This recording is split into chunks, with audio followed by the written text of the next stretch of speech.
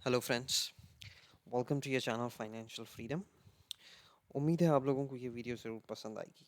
Please like, comment and share. Channel को subscribe करें और बेल आइकन को प्रेस करना मत भूलें ताकि चैनल पे आने वाली हर वीडियो की अपडेट सबसे पहले आप तक पहुंचे। दोस्तों, आज की जो ये वीडियो है इट्स थोड़ी सी ऑफ टॉपिक है। यूजुअली हम हमारे चैनल पे price action, chart analysis, stock analysis discuss करते हैं, पर आज एक टोटली डिफरेंट एजुकेशनल वीडियो होने वाली है और ये आईपीओ की बेस्ड है, आईपीओ के ऊपर बेस्ड है। तो मेरे काफ़ी सारे ऐसे सब्सक्राइबर्स हैं, मेरे वॉचर्स हैं जो शेयर मार्केट में न्यू हैं, जिन्हें आईपीओ का देयर फर्स्ट टाइम आईपीओ को सब्सक्राइब करने वाले हैं। और जैसे कि हम सब जानते हैं कि सितंबर में काफ़ी ज़्यादा आईपीओज लाइंड अप है आफ्टर कोविड-19। तो काफ़ी सारे आईपीओज हैं। ये वीडियो बिल्कुल भी उस टॉपिक पे नहीं होने वाली है कि आपको किस आईपीओ में सब्सक्राइब करना है, किस में नहीं करना है। That's totally your call.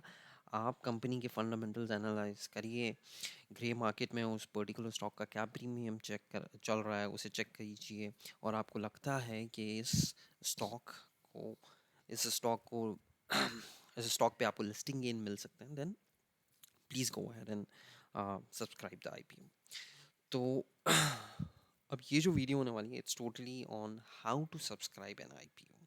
काफ़ी सारे ऐसे लोग होते हैं, यार मेरी किस्मत ही ख़राब है, मैं कभी भी अप्लाई करता हूँ मुझे आईपीओ का अलॉटमेंट ही नहीं होता, मेरी किस्मत ही फूटी है ऑल दो स्टफ।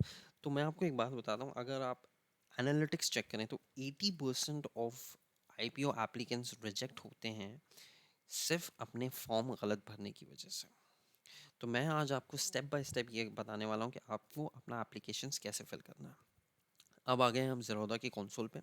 आप देख सकते हैं यहाँ पे बता रहा है हैप्पी माइंड्स आईपीओ।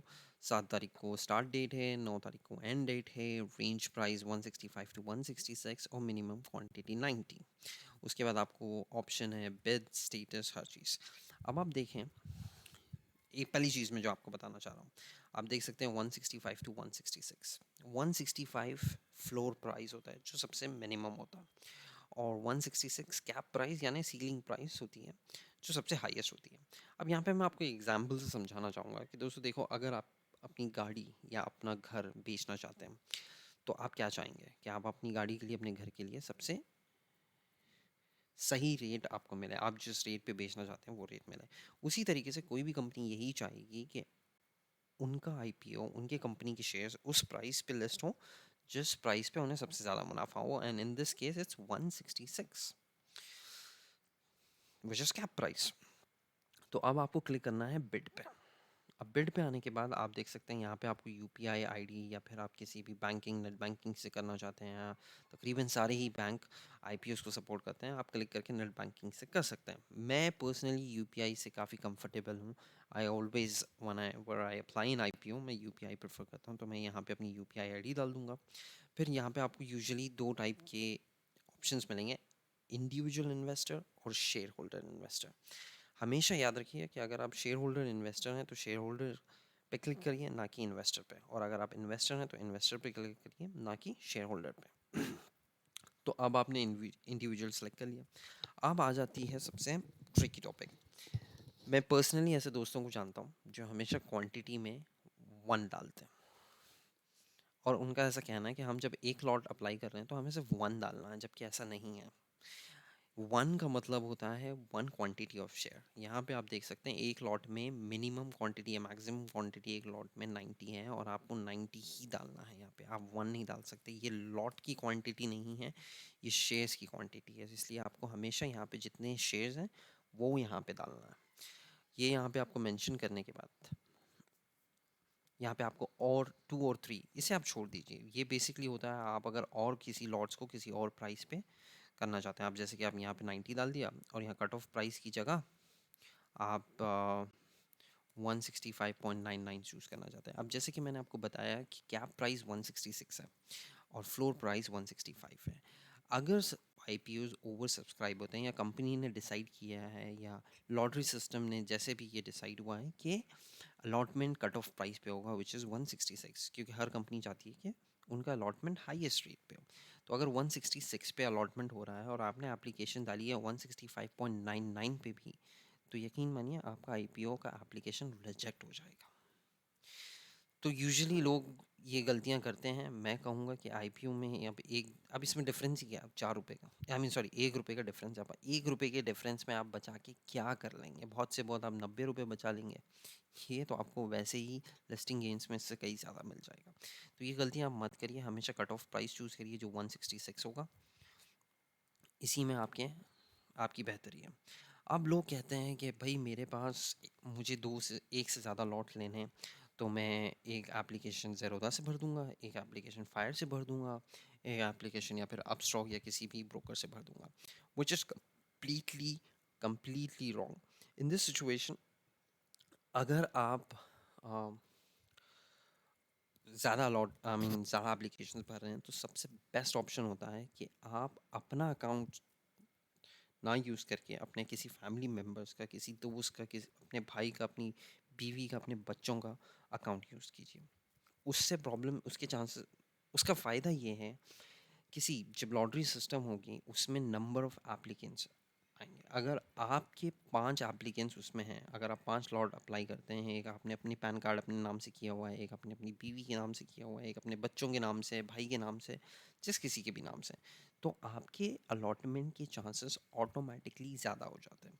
ये तो जब ओवर सब्सक्रिप्शन है, और ज़्यादातर आईपीओ में सिनेरियो ओवर सब्सक्रिप्शन का ही होता है। अंडर सब्सक्रिप्शन में तो यूजुअली आपने जितने आईपीओज़ के लिए एप्लीकेशन डाला है वो सारी की सारी आपको मिल जाती हैं। पर जब आप ओवर सब्सक्रिप्शन की बात होती है, जो ज़्यादातर आईपीओज़ का सिनेरियो है, इन दैट केस यस, आपको बेस्ट ऑप्शन यही होगा कि आप ज़्यादातर दूसरों के अकाउंट से एप्लीकेशन भरें, ना कि अपने ही अकाउंट से। और अकाउंट ब्रोकर अकाउंट का मतलब ये नहीं होता कि आप अपने ही नाम पे आपने 3 अकाउंट खोल रखे हैं।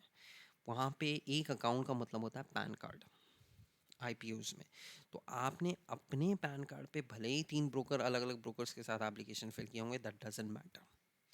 आपको डिफरेंट डिफरेंट पैन से एप्लीकेशन डालनी है। अब जो सबसे बड़ी प्रॉब्लम आ जाती है, this was the pro tip. अब जो सबसे बड़ी गलती लोग कर देते हैं, जैसे कि मैंने आपको बताया यहाँ पे क्वांटिटी और फिर यूपीआई आईडीज़ एंड ऑल।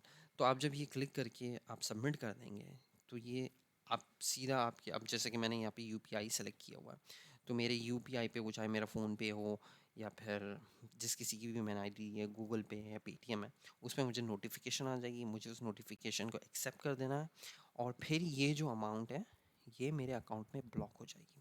ना ब्लॉक का मतलब ये नहीं होता, कई लोग सोचते हैं कि यार मेरे अकाउंट से पैसा चला गया है, फिर पता नहीं पैसा आएगा या नहीं। ये पैसा आप ही के अकाउंट में होता है, बस ये पैसा एक होल्ड पे होता है। ये पैसा ना ही डेबिट होता है आपके अकाउंट से, ये पैसा आप ही के अकाउंट में होता है, बस एक होल्ड पे होता है। अलॉटमेंट के दिन तक आपके अकाउंट में होल्ड पे रहेगा, बस आप यूज़ नहीं कर सकते इस पैसे को। और आप अगर अपना बैलेंस चेक करें तब भी आपको ये बताएगा नहीं, लेकिन आपके अकाउंट में ही होगा, इट्स एन होल्ड। फिर अगर आपको शेयर्स अलॉट हो जाते हैं तो उस दिन ये अमाउंट आपके अकाउंट से क्रेडिट हो जाएगी। मगर अगर इन केस अगर आपको शेयर्स अलॉटमेंट नहीं होते हैं, तो ये अमाउंट पे जो होल्ड है वो निकाल हटा दी जाएगी, और ये अमाउंट ऑटोमेटिकली आपके अकाउंट में विजिबल होगी, ना कि आपको क्रेडिट बताएगा। अगर आप कभी भी अपना बैंक स्टेटमेंट चेक करेंगे, आप कभी नहीं देख पाएंगे कि अमाउंट आपके पास से क्रेडिट हुई फिर डेबिट हुई, बिकॉज ये होता ही नहीं है, ये सिर्फ एक होल्ड पे होती है। आप इन केस में बोल रहा हूँ, अगर आपको शेयर्स अलॉट हो जाते हैं तो तब ये अमाउंट आपको डेबिट बोल के बताएगा आपके स्टेटमेंट में, वरना नहीं बताएगा। अब जो सबसे बड़ी गलती होती है, जैसे कि ये गलती मैंने भी की थी, सेम गलती एसबीआई कार्ड्स के आईपीओ में मैंने 3 लॉट के लिए अप्लाई किया था, और मैंने सबसे बड़ी गलती ये की थी कि मैं था शेयर होल्डर, और मैंने गलती से इंडिविजुअल कैटेगरी के लिए एप्लीकेशन भर दिया था। मैंने सारा एप्लीकेशन भर दिया, मैंने पेमेंट्स सबमिट कर दी, एंड देन आई रियलाइज्ड कि यार मैं तो शेयर होल्डर कैटेगरी में हूँ, मैंने इंडिविजुअल कर दिया।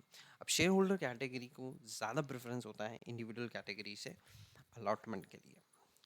तो मैंने उस एप्लीकेशन को रिजेक्ट किया, और फिर से मैंने एक न्यू एप्लीकेशन भर दी, और फिर से मेरे अकाउंट में एक और होल्ड लग गया। But that's completely wrong. एक बात हमेशा याद रखिए, इन दिस केस आपकी दोनों एप्लीकेशंस रिजेक्ट हो जाते हैं। तो सबसे बेस्ट ऑप्शन होता है कि आप एक ही एप्लीकेशन भरें, टोटली कंफर्म हो जाएंगे आपको कैसे भरना है, सारी डिटेल्स आप 2 बार चेक कर लीजिए, UPI ID, investor type, quantity, हर चीज़ चेक करके सबमिट। एक बार भर दिया, उसे रिजेक्ट करके दोबारा भरने की गलती मत करिए। अगर आपको रिजेक्ट करके दोबारा भरने की सिचुएशन आ गई तो मैं ये कहूँगा आप अपने पैन से, अपने अकाउंट से ना कीजिए, बल्कि किसी और अकाउंट से फिर से अप्लाई कीजिए। अब सवाल आता है कि मैं एक यूपीआई पे कितनी बार एप्लीकेशन भर सकता हूँ। भाई मेरे पास एक ही यूपीआई है, मेरे एक ही अकाउंट में पैसा है, लेकिन मुझे अपने बीवी के पैन अकाउंट से भी अप्लाई किया है, मैंने अपने बेटे से भी किया हुआ है। तो आप एक यूपीआई पे 5 एप्लीकेशंस की पेमेंट कर सकते हैं। ऐसा नहीं है कि आपको फिर उनके अकाउंट में पैसा डाल के ट्रांसफ़र करना होगा, ऐसा कुछ नहीं है। आप अपने ही यूपीआई से 5 एप्लीकेशंस के लिए पैसा भर सकते हैं फॉर सेम आईपीओ। तो दोस्तों ये हो गया। हाँ, नाउ आफ्टर दैट आपको चेक करना होगा। आप देखिए यहाँ पे स्टेटस में आपको बताते रहेगा कि क्या हो रहा है, क्या हो रहा है, क्या हो रहा है। डेट्स के हिसाब से 7th को ऑफ़र स्टार्ट है, 9th को ऑफ़र एंड है, अलॉटमेंट का फाइनलाइजेशन 14th को है, रिफ़ंड होगा, डीमार्ट ट्रांसफ़र, लिस्टिंग, हर चीज़। पर जैसे ही ऑफ़र एंड हो जाता है, आप अपने अलॉटमेंट फाइनलाइजेशन के बाद आप अपना अलॉटमेंट हुआ या नहीं ये चेक करने के लिए देयर इज़ अ लिंक। मैं ये लिंक डिस्क्रिप्शन पे दे दूँगा, आप चेक कर सकते हैं। यहाँ पे आपको आना है। अभी तो अलॉटमेंट फाइनलाइज नहीं हुआ, इसलिए आपको हैप्पी माइंड्स का आईपीओ यहाँ पे नज़र नहीं आ रहा। So this is the last IPO rosary biotech. आप चूज़ कीजिए। आप पैन कार्ड से या एप्लीकेशन नंबर से चेक कर सकते हैं। यहाँ पे वो सारी डिटेल्स फिलअप करके अगर आप सबमिट कर दें तो आपको आपका अलॉटमेंट स्टेटस पता चल जाएगा। And after that based on that आप उम्मीद कर सकते हैं कि आपको लिस्टिंग गेन्स मिला and take profit, book profit. Long term hold करना है तो वो भी कर सकते हैं। तो मैं ज़्यादातर आईपीओज में इन्वेस्ट करता हूँ तो वो लिस्टिंग गेन्स के लिए ही करता हूँ। तो जो गलतियाँ मैंने की हैं, जो गलतियाँ मेरे काफ़ी जान पहचान वाले लोग करते हैं, वो यही है कि एप्लीकेशंस रिजेक्ट कर देते हैं, क्वांटिटीज़ गलत भर देते हैं, और एक ही अकाउंट से ज़्यादातर बिड्स के लिए अप्लाई करते हैं, ज़्यादा लॉट्स के लिए अप्लाई करते हैं। ये सारी गलतियाँ आप मत दोहराइए, और उसके बाद आप खुद बोलेंगे यार मेरी किस्मत तो चमक गई, मेरी किस्मत अब आईपीओ में कभी ख़राब नहीं होती, मुझे तो हमेशा एक आधा लॉट लग ही जाता। सो ये सारी चीज़ों को ध्यान में रखिए एंड डोंट मेक मिस्टेक्स। तो दोस्तों ये थी एक छोटी सी video on how to fill an application form. तो उम्मीद है मुझे कि आप लोगों को ये वीडियो पसंद आई होगी। अगर आई है तो please like, comment and share, subscribe करिए चैनल को, एंड अवेयरनेस बढ़ाइए लोगों में। इस वीडियो को ज़्यादा से ज़्यादा शेयर कीजिए ताकि काफ़ी सारे लोग फाइनेंशियल फ्रीडम की तरफ जुड़ें और मेरे साथ मेरी इस जर्नी में साथ दें। बाकी आज के लिए इतना ही। आप लोग अपना ख्याल रखिए। देश की हालत और पूरी दुनिया की हालत आप जानते हैं, केसेस दिन ब दिन आसमान छू रहे हैं, वो रूज पे हैं। प्लीज़ अपना ख्याल रखिए। Jai Hind, take care, bye bye.